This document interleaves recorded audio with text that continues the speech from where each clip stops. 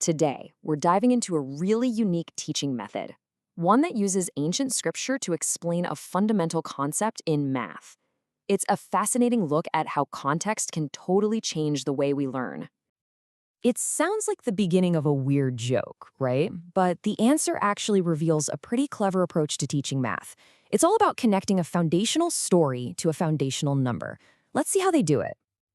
Okay, let's jump right in. Section 1, a biblical math lesson. We're going to start by breaking down the basic structure of this lesson plan.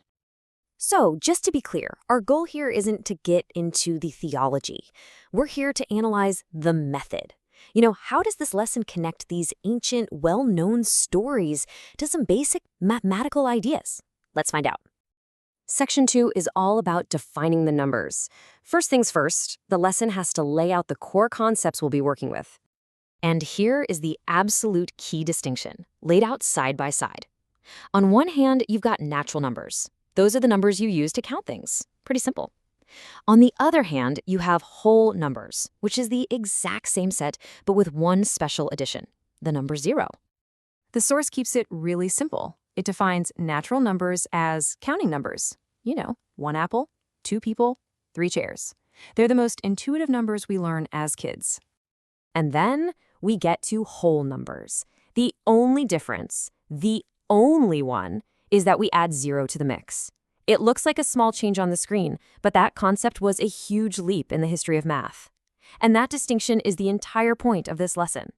All right, Section 3, the method in action. So we have the abstract definitions. How does this lesson plan actually connect them to the Bible? This is where the approach gets really interesting. So the lesson pulls a direct example from a story many people know, the book of Genesis. Instead of just throwing out the number 6, it frames it within the story of creation. And then, look at this. The lesson just isolates the number. It's so simple, but effective. The story gives you the context, but then the focus snaps right back to the mathematical object itself, the number 6. And there you have it. This is the whole strategy in a nutshell. It connects a detail from the story, 6 days, directly to the definition we just learned. 6 is a counting number, right? So it's a natural number.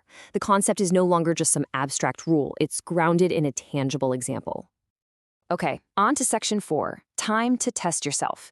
This is where the lesson shifts from just explaining things to actually getting the student to apply the ideas themselves. Here we go. First exercise. It's a pretty straightforward fill-in-the-blank that asks the student to find a specific number from another famous story. So, based on what we've learned, how would you classify it? Natural number or whole number?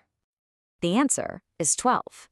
And since 12 is a number you use for counting, you can count 12 people, the lesson classifies it as a natural number. The logic is perfectly consistent with that first definition. All right, let's try another one. This example comes from the homework section of the lesson. Here we've got the number 40 from the story of Moses. Now, this question is a little bit more subtle.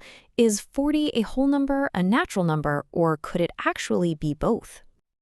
And here is the key insight. 40 is obviously a counting number, so it's a natural number.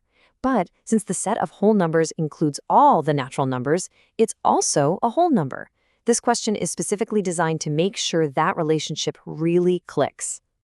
Okay, let's zoom out for our last section. Why the context matters. After looking at all this, what's the big takeaway from this method? What's the bigger picture here? When you boil it all down, this teaching strategy does 3 key things.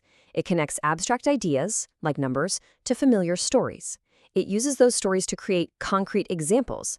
And by grounding the lesson in a specific cultural context, it tries to make the material more memorable and relatable for the student. And all of this leaves us with a much bigger question to think about.